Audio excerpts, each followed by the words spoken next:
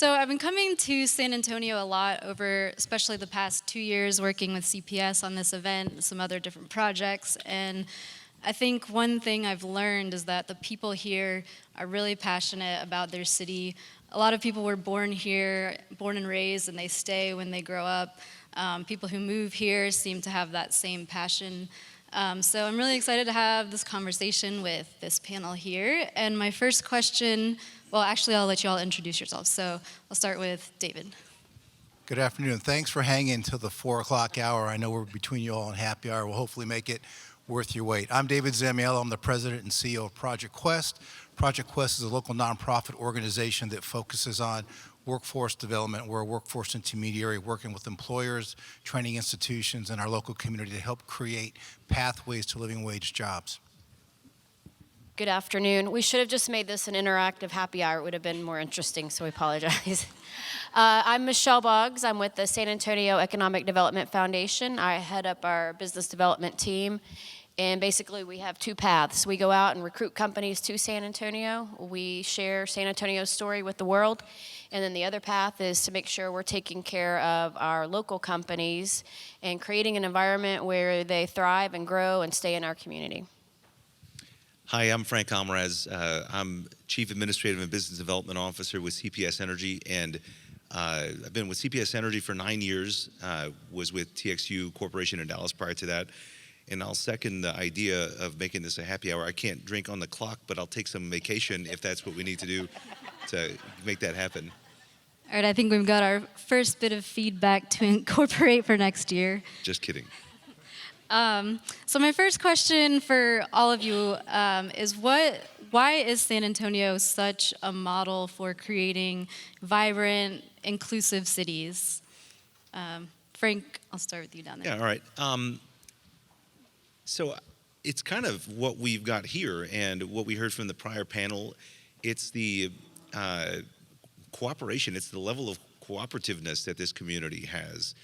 It's not the only reason, but it's a testament to the amount of cooperation that we have, that when you want to get a group of folks together in most any other community in the country, and one of the people that you want there is your utility, you might get the director of corporate responsibility, you might get an executive, but you won't get the CEO. Here at CPS Energy, you get Chris Euster over there, you get one of our peers, the Chief Integrated Security Officer, the Chief Financial Officer, you get Paula herself, and it is that level of cooperation and willingness to just collaborate with each other and share ideas and think through common cause that allows this community to be as inclusive as it is. We are focused on problems that impact the entire community. We sink or swim together. We know that. This is a community where people have spent their careers, they've grown up here, spent their lives here, and are deeply invested in the success of this community. I myself was born here, went through school here, and I'm personally invested in the outcomes for this community. And I think that has a lot to do with it. I agree with everything Frank just said. I think San Antonio does a really good job of embracing diversity. Diversity is super important for any thriving community. We are able to not only embrace diversity in our population, but also in the economy. We have a very diverse economy, meaning that we don't just have one industry that's thriving here. We have several thriving industries, and so that helps see us through recessions and whatnot. So I think that's very important. And also, to kind of echo what Frank said, the collaboration here is unlike any other. I truly believe that. I'll give an example of that. In our shop, we have the Business Retention and Expansion Program, and that's where we're taking care of the local companies, trying to figure out what their needs are and aggregate that need to really make a difference. And on this program, we have dedicated staff people from the city, the county, both utilities, Alamo colleges. Everyone comes together and we roll up our sleeves and we say, how do we help our local companies? So you don't see that in other communities. So I think it's very important. Ditto, but maybe with a little bit of a different perspective, that both comments are exactly right.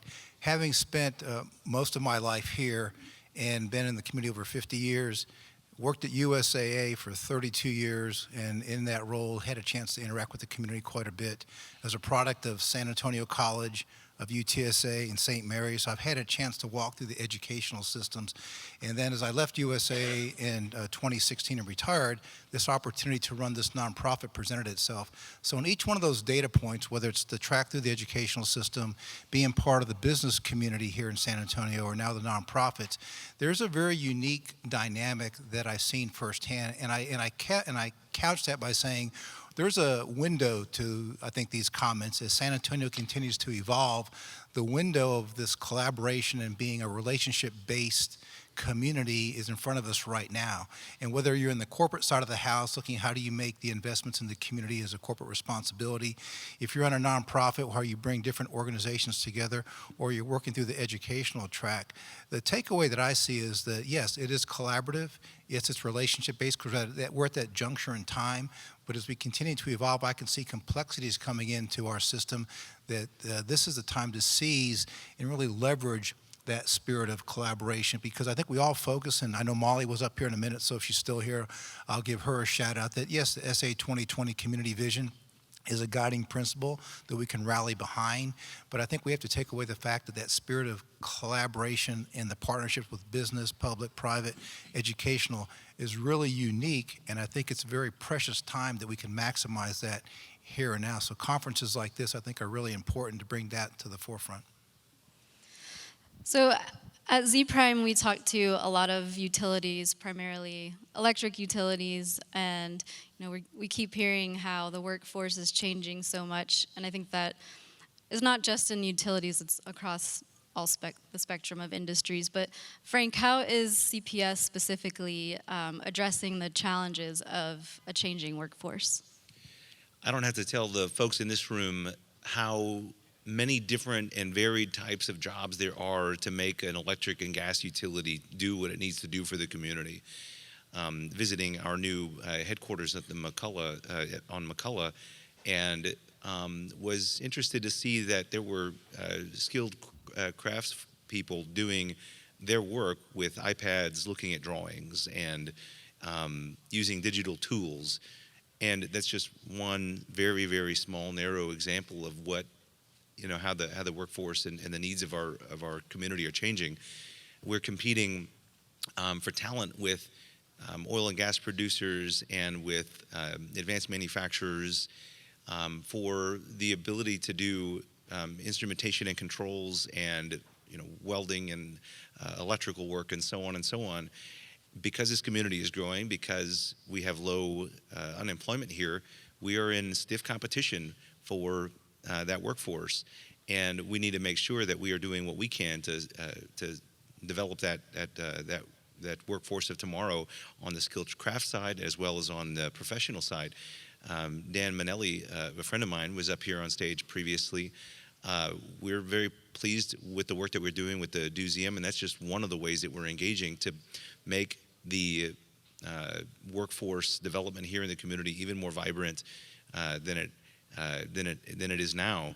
We take over 70 interns every year, and we have a range of programs for interns that are in different phases of their educational journey and have interests of different kinds in the future. But the common denominator is that they are either future employees of CPS Energy, or they're likely future customers and employees of other industries, other companies in this community that we also need to be strong so that we can be strong together in the future.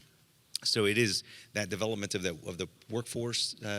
From a workforce standpoint, it's thinking about how we upskill and retrain our employees, and then even some hiring that we might talk about in a little bit from an organic growth standpoint. And David, I know your organization works with a lot of different employers. What are your thoughts on that changing workforce? Sure. First of all, let's think about the workplace before I talk about the workforce. Think about the workplace, and right now you've heard, we're in the middle of the fourth industrial revolution.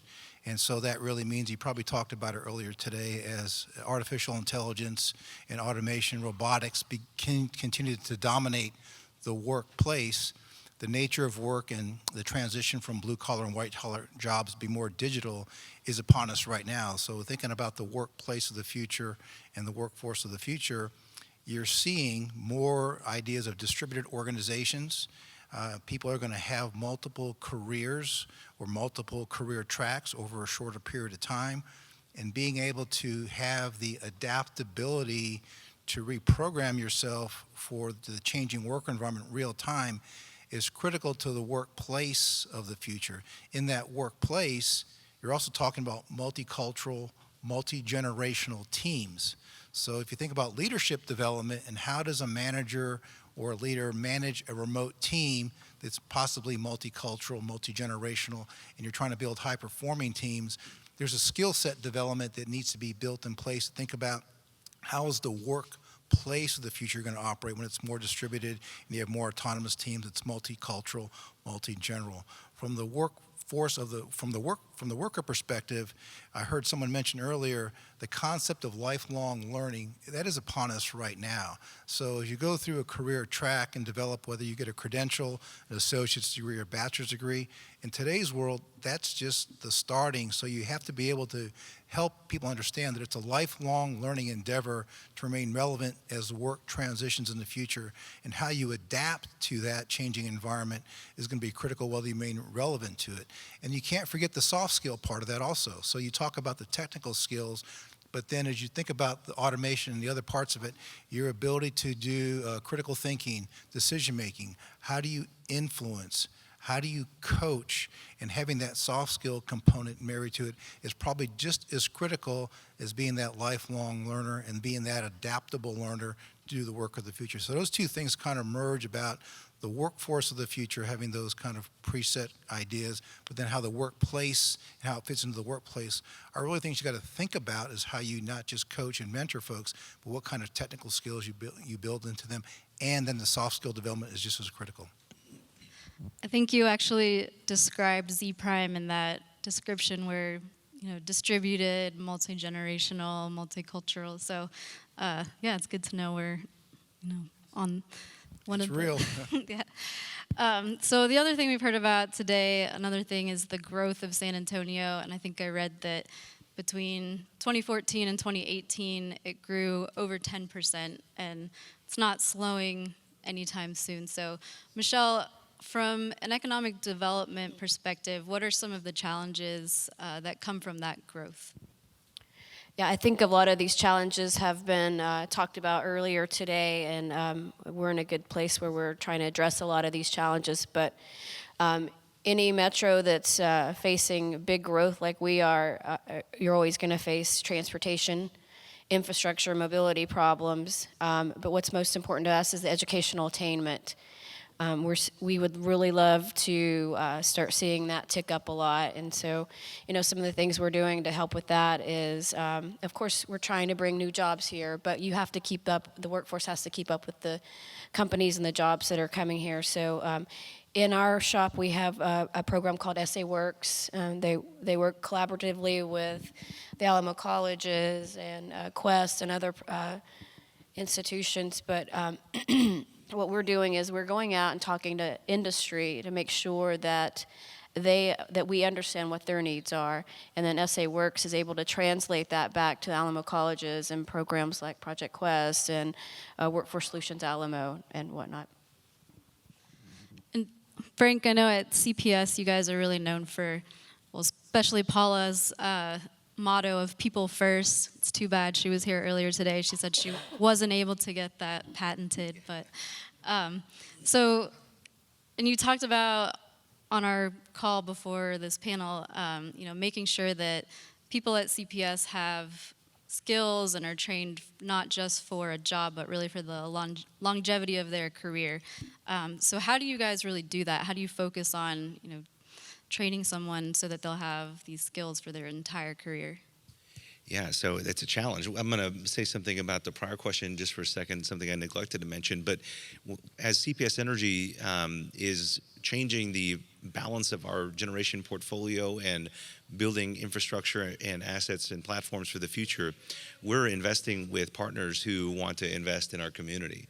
And so along with that, we've gotten $23 million worth of commitments from our partners, our new energy economy partners, for educational investments here in our community. And that's another part of how it all fits together. It's not one single answer, as we all kind of pointed out. It's many things together, lots of folks working together.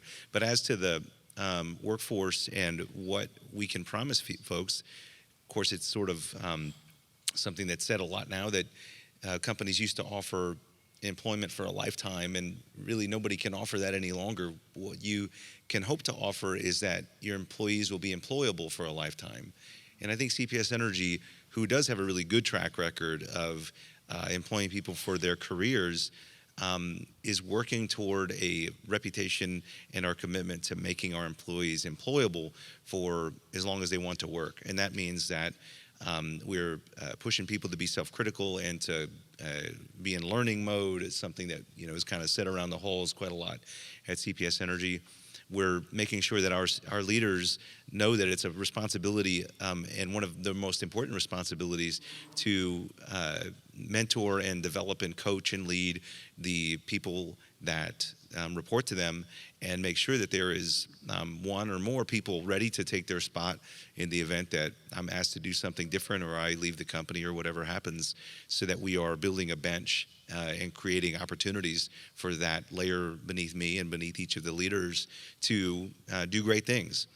And that's great for a couple reasons. A lot of times, the job above you doesn't come available. In fact, it may go away. But what happened was you had two people ready to do that job, and they go do different things that they weren't thinking about. So the idea as well that you have a static career path, and one maybe particular pathway is sort of an obsolete idea as well. What you do is you prepare people to have the requisite skills to do several different things, and as the needs of the business change, as roles come available, as lines of business start and shut and technologies come and go, that we have highly qualified people that can do the systems thinking, that can work together, that have grit, that have all of those soft skills and intangibles, plus the backgrounds in the highly technical work that we do, that are there and ready to do the job that's necessary. There are statistics now about, not very long from now, the cycle of technology and innovation is happening so fast that every year you're going to need to invest maybe multiple months of time and lots of money on your existing workforce to be sure that they are skilled with the latest skills. And it's that, along with taking care that your managers know what they're looking for in the new hires, that maybe they're 20 years removed from an academic situation. They don't necessarily know the value of that credential that this new college graduate might bring to the table. And we've got to do a really good job of seeing those things, making sure our managers are abreast of what's new and what the latest is, so that they can preferentially select people that are going to be successful, not in just this first role, but in their second and third roles at CPS. So it's a broad issue, and we have to think many years ahead as we try and solve it. And then on a similar vein, I know at Project Quest you guys are really focused on not just getting somebody a job, but making sure that people have, a good living wage with their job. So how do you ensure that you can really optimize people for their skill set, and then find that job pathway? Let me frame this for you in a way. If you go back to 1992. So in 1992 here in San Antonio, two things happened. There was the closure of the Levi Strauss manufacturing plant. Some of you may recall that. And there was a thing called the BRAC, the Base Realignment and Closure Committee. So what does that have in common with today's conversation? So in 1992, when those manufacturing plants closed and the BRAC took place, there were a lot of middle-skilled jobs that were eliminated here in San Antonio. And there was not a viable method or pathway to take those workers and reskill them for, at that time in the 90s, the jobs of the future. And through that moment in time, that's how Project Quest was born, in a collaboration with our community, COPS Metro, with our city government, and with the business community coming together to create the idea of Project Quest as a workforce intermediary and a workforce reskilling, retraining program. So you take the context of the idea back almost 30 years ago, and we're having a very similar conversation today. And the premise behind Project Quest, for those that aren't as familiar, as we serve as a workforce intermediary, we really do work with a lot of different partners to create reskilling or training pathways for members of our underserved community. So individuals that maybe have a GED or some high school or a little bit of college, but don't have the skill sets that are relevant for in-demand jobs. So from a Quest point of view, we look at the job market first and see what are the key in-demand living wage jobs, healthcare, information technology, and the trades and advanced manufacturing, and work backwards. It says what type of skill sets are needed to allow someone to be competitive for those particular career paths. And we reach out to the community and create awareness for the resources. So that partnership with our city government, with the business community, and the community organizing community has really kind of built a platform of how Quest delivers its services.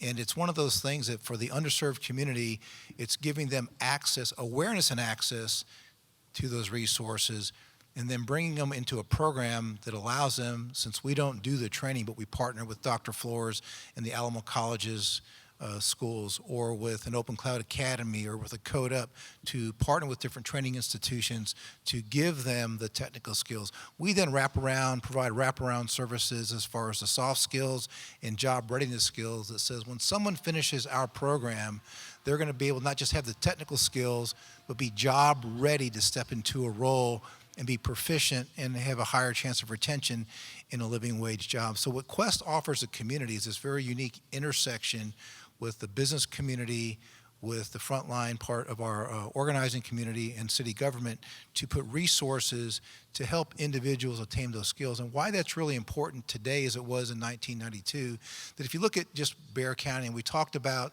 the idea of social economic segregation, and as the jobs of the future go forward, we're going to touch on the digital divide, but the basic skills to compete for those jobs of the future are going to require more of that digital platform understanding, whether you're in the healthcare or whether you're in the trades area. So the reskilling part or the upskilling part becomes even more challenging for individuals that don't have that basic background, because the world of work is transitioning really, really quick, and you can get far behind really quick unless you're giving a chance for folks to onboard at an entry point, develop basic skills, and move them along. So where Quest fits into the workforce ecosystem is we're part of a lot of different partners, and whether it is SA Works or whether it is the Alamo Colleges or Code Up or other partners, that we look to take our workforce, and I kind of refer to it as a workforce optimization strategy, because you've got people working on internship programs and the kids coming through, and you talk about Alamo Promise in that sense. But what about the 400,000 or so individuals today that are maybe in situations that they have the desire and will to upskill? They just need an avenue to express that. So Quest as an intermediary steps in and hopefully works with organizations like a CPS Energy that says, what jobs do you need filled? Where's the right training institution to match the individual? Reaching out to those folks and giving them the resources and the wraparound services to make sure they're successful. And 90% of the time, they'll get through, they'll complete their program and get placed in a job. So I don't want to dismiss the role of intermediaries of the nonprofit community in a more holistic workforce development strategy. And that's where I think Quest fits in a very unique way. And our measure of success really is, does somebody not just graduate, but you talk about alignment, do they get that job that's a living wage job? And do they have the skill sets now they can adapt for the jobs of the future? Michele, you mentioned earlier the diversity of the workforce in San Antonio, population-wise and industry-wise. So how can the public sector and private sector partner to create more diverse opportunities? So we are a public-private partnership at the Economic Development Foundation. We are funded both by the public and private, the city, the county, CPS Energy, SAWS, and then we have about 160 private industry companies that are also in collaboration with us and our investors. So, a couple of things.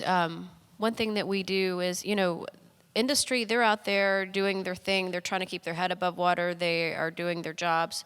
We say they move at the speed of business. That's not always the speed in which cities and counties are able to move because, regulatory environment or whatnot, some of the things that was mentioned in the previous panel. But what we're able to do is go out and talk to them and understand what their needs are. And, if we're hearing it from them specifically, and, David mentioned the skills gap and those in-demand occupations, if we're able to understand those better and then translate up to the systems, then we're able to help there. And I think that makes a huge incremental difference. And an example of that, tomorrow is our citywide job shadow day. So we have over 4,000 students that will be deployed out into almost 150 different companies through the community, and they are going to shadow these companies and figure out, they'll be able to see themselves in these jobs, and so their mindset will start changing early on. And so, it's a long-winded way of answering your question, but the private and public collaboration is just paramount if you want to see the change. Are those high school kids? Yes. Cool. So we've also heard a lot about the digital divide today. I think it obviously affects people when they're looking for jobs. So I just wanted to hear a little bit about how each of your organizations are addressing some of those challenges around the digital divide. So Frank, I'll start down there with you. Yeah. CPS Energy, of course, has no direct role in providing, telecom services or anything like that to the community, but we are a company that has the poles out there. We have sought to make the processes and practices here at CPS Energy such that they're easy for companies that wanted to extend high-speed, broadband internet to our community. Reduce those barriers to making that available to broader segments of our community. So we think that's one of our important roles, is to make sure that we're an easy partner to do business with, to make that available.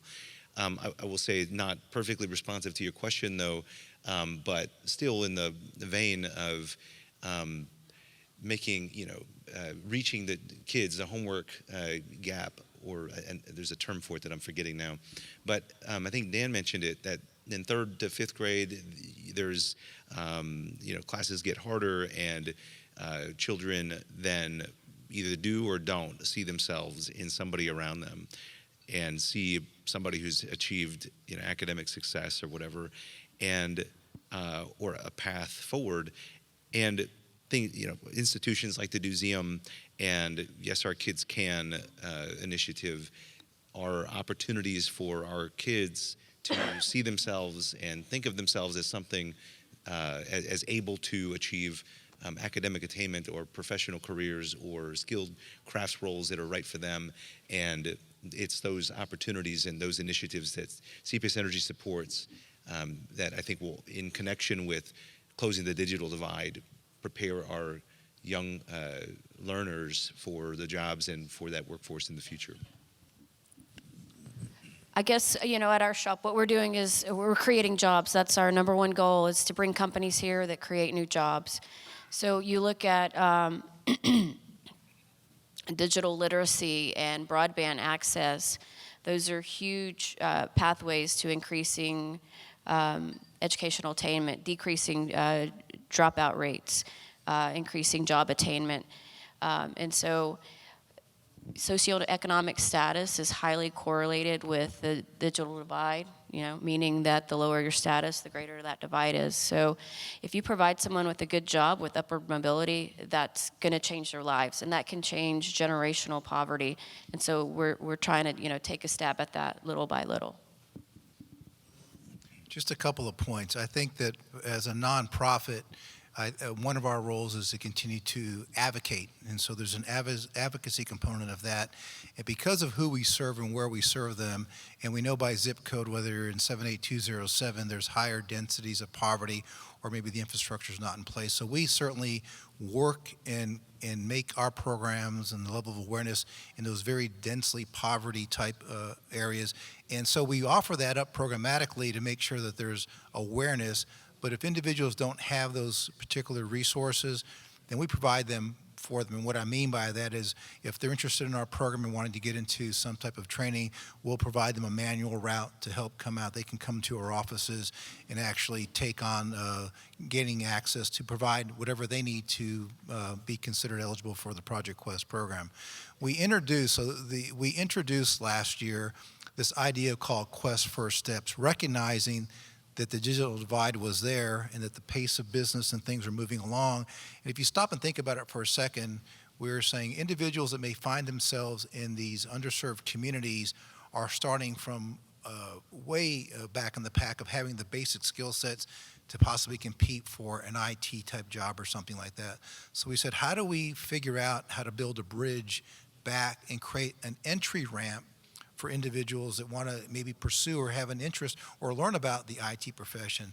So we created an IT fundamentals class with Open Cloud Academy, and it's a prerequisite that allows you to come in, get access to the computers, understand what your skill sets are. There's an assessment component of that.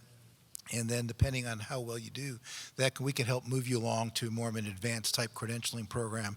We have one quick success story, many, but I thought one that is worth sharing with this group here today that kind of followed that point. So in our Open Cloud Academy program, when a class graduates, we'll have a speed dating night where employers will come and meet the graduates. And these individuals will have like a Sec Plus or Red Hat type security credential underneath their belts. And so there's a speed dating component that goes on to that. And one of the gentlemen that was delivering pizzas to the actual meet and greet one night asked the question. He goes, "Hey, what's going on here?" And so we told him, and he was interested. Next thing you know, he enrolled in the IT fundamentals class. He went into the boot camp, and he actually took a job in IT for an employer here at WP Engine a while back. And that was just one minor example of how do you bridge the digital divide. You just create awareness and access. Certainly it's an infrastructure piece, but I think it can be done if those individuals have the desire and will to want to pursue those type of skill sets. That is a great story. I can't see the clock. All right. We do have some time for audience questions, if there are any questions in the audience out there. Okay, so I guess I'm taking it all in, and you're right. I guess the common theme was the digital divide problem, along with talent recruitment challenges, optimizing people for skill sets. I've just been hearing this throughout the day, and I've also heard that you guys do internships. Have all the companies in this room considered using your internship programs to outreach to these communities that are at risk? I know that you do, but everybody else, that's right. All of them, right? All of them, right? Yeah. Yes. But I think also to give a shout out, it's not necessarily in our purview, but I think the work that SA Works does with its internship program, and I think we mentioned, is it tomorrow? So Tomorrow's the job shadow day, but the internship program is in the summer. Yeah. that's a big component that is offered up that partners with schools. So I don't want to speak on behalf of them, but I certainly have seen a great investment and growth in the internship community over the last couple of years under the SA Works leadership. Yeah, I was trying to pull up some stats here. That's the danger of having like a handheld up. You sort of imagine that you can access all of it all at one time. And I have one here. As I said, we have over 70 interns every year. 25 of those with the corporate college program. 12 were with student assistant for education, the SAFE program. 20 with student interested technical education. 3 with SA Works and 2 with Texas FAME. So that's a variety of internship types from high school to college from professional to skilled craft that we like to think engages a range of different students and their interests. And we hired, I guess, 330 employees last year, and about half of those were internal movement. So as we think about those internships and the students that we meet through them, many of those are multi-year relationships. We always hire a couple of them through that process, and the rest of them go on to work at other places, many of them in our community. So we're pretty proud of our internship relationship here. If I may just add, not necessarily the internships, but as a point for those that maybe have employment responsibilities, and I don't know if we had discussions on apprenticeships, but I think that there is a continuing trend, and I think that it's worth pursuing to start to build more of an apprenticeship infrastructure, especially more for those adult learners who are looking to be reskilled. So the idea of earn and learn, I think, is something that is taking root. I know there's a lot of investment happening at the federal government level for apprenticeship type funding of that, but from an employer standpoint, I would certainly encourage consideration in your recruiting model to say, where is there a place for apprenticeship type work in addition to the internships? I'll just add one more thing to this. We've just undergone our strategic plan process, and what we're told and what we believe is that we need to be more regional in our mindset. If we're going to compete globally, we need to be more regional. And so, all the problems that we've talked about today in infrastructure and mobility and transportation, there's not an invisible line at the San Antonio city limits. Educational attainment doesn't stop, the skills gap doesn't stop to the south of us. It becomes worse. So we need to make sure we're addressing that. And when we go international, looking at you, Amy, they don't know San Antonio specifically. They know Texas. They know the area. So they're not, those indivisible lines don't exist for them. So in terms of internships, we think, over the next few years that those will increase to our regional partners as well. What is the educational requirement at CPS to hire interns and apprenticeships? So on the intern side, we have interns that are in high school now, and then interns that are juniors and seniors in college. So there's a program that would work for any student that's going to school, including a couple with Texas Fame that are the Earn While You Learn programs that result in a 60-hour associate's degree. As to the apprentices, I don't know if I have the correct answer on that, but it is some amount of I'm not sure if we require high school diplomas or whether it's some amount of high school, but folks that are capable of doing the sorts of tasks that are required from a literacy standpoint and a math standpoint would be eligible for utility worker roles and apprentice type roles. Right, it all kind of fits together with how we think about sourcing our workforce on the one hand and how we think about supporting the community on the other hand. Yes, sir. So both David and Michele and David, commend you. Quest does amazing work, and I've heard so many great stories over the years in terms of economic mobility and placing people at the right opportunity. Along with the opportunity, I would like to hear a little bit more on the chicken and the egg problem of recruiting the right companies to San Antonio for the jobs of the future, right? But also matching that with our strengths today and the workforce that we have today. Can you talk a little bit about the strategy and the focus to be able to provide economic mobility in the future by getting the right companies here that match some of the strengths we have as a city for employment opportunities? That's a great question. So, we have our targeted industries. We want to make sure that we're bringing the right jobs to San Antonio. And I keep talking about our business retention and expansion program, but I think it's the most important thing we do. We need to make sure we understand what's in our own backyard, and we understand the needs of our local companies, because if they're not growing and thriving, we're not going to bring a new company here to grow and thrive. So we need to make sure we're taking care of them and understanding them.